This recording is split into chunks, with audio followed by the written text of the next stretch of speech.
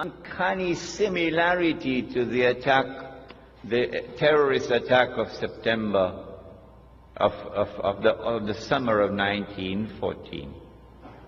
And that the events which are now unfolding in the world, the attack on Afghanistan, the attack on Iraq, the new American imperium that is taking over the world, are all meant to serve one mission: to pave the way for the state of Israel to wage a big war.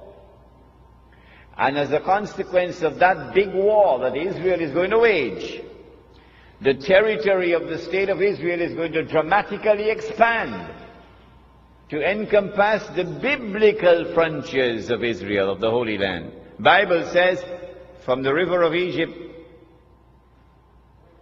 to the river Euphrates. That's not true. The Quran proves that that is false.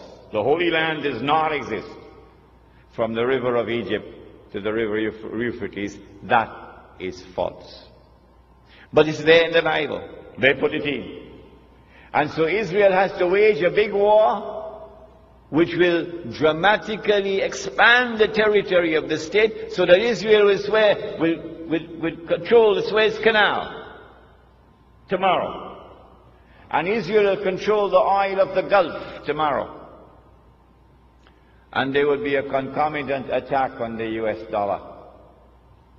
And the US dollar collapses, and when it collapses, it will bring down the whole world of paper money with it. This is our lecture on Islam and the international monetary system.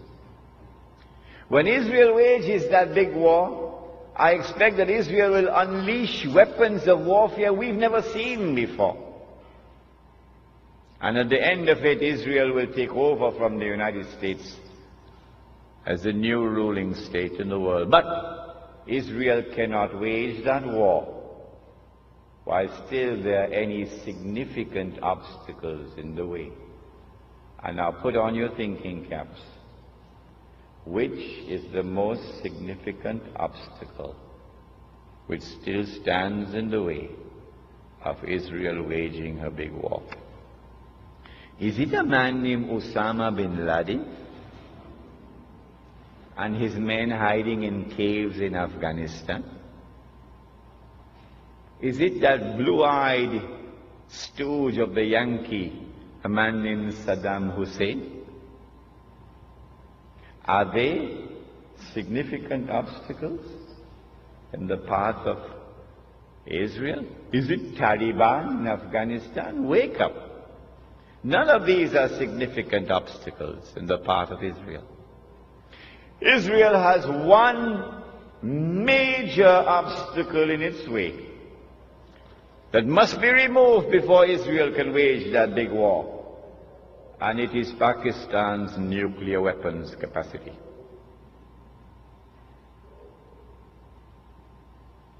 And coupled with that is Iran's missile capacity. And so all the hullabaloo we're going through now, all the maneuverings on the chessboard of the world, are all intended to culminate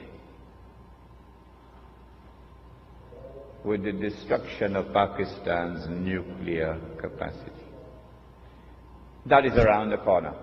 That's about to take place. Pervez Musharraf, of course, is playing a very significant role in it. I expect that Israel will be able to wage a big war probably within the next 5 to 10 years. But Allah knows best. When Israel wages that big war and replaces the United States as a ruling state in the world, the first ruling state was Britain. The second ruling state was the United States. The third and the last would be this imposter, the state of Israel. I am suggesting to you that Dajjal, or the Antichrist, would now have completed stage 2, a day which is like a month, and would be commencing stage 3, a day which is like a week, meaning a much shorter period of time. It is at this time that terrorism reaches its climax. They not only attacked Sheikh Ahmadi in an act of state terrorism that Washington did not see. They have now attacked and killed Abdulaziz Rantisi, and they have declared that they're going to continue killing all those who dare to lift their hands against the state of Israel. This is the biggest terrorist of all in the world, the state of Israel. But CNN will never tell you that. When Israel becomes the ruling state in the world, it is at that time that Muslims and black Christian Africa, these two are brothers with each other.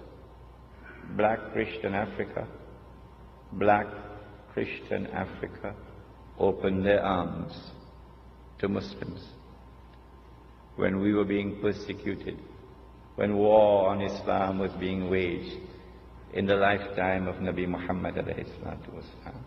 And a Christian king, a black Christian king in Africa protected us. I will never send them back to you, he said.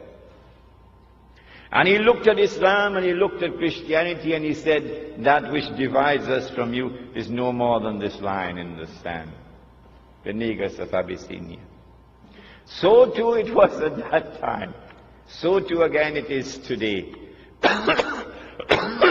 The major attacks that Israel will launch will be on Muslims and black Christian Africans. The Prophet said that a man will pass by a grave and would roll on the grave and would say, I wish I were in the grave rather than the dead man, because of biting, relentless oppression. But it will not last forever. The Dajjal or the Antichrist would be born. He would grow up. He would become the ruler of the state of Israel. He would rule the world from Jerusalem the way George Bush is ruling from Washington. I expect this within the next 50 years or so, but Allah knows best. It's going to be a horrible 50 years ahead of us. Horrible. And then he will declare, I am the Messiah. And the Jews will accept him as the Messiah. And then he'll rub his hands and say, mission accomplished. It is at that time that the Son of Mary will now come back, not before. Jesus cannot return until the Antichrist has completed his mission. The Christians of this country would do well if they would come to Islam so that Muslims can explain to them the subject of the Antichrist as it has been explained to them today, as never before explained to them. Jesus cannot return until the Antichrist has completed his mission. The Antichrist has completed almost 2/3 of his mission, but there's 1/3 still remaining. At that time, the Son of Mary comes down,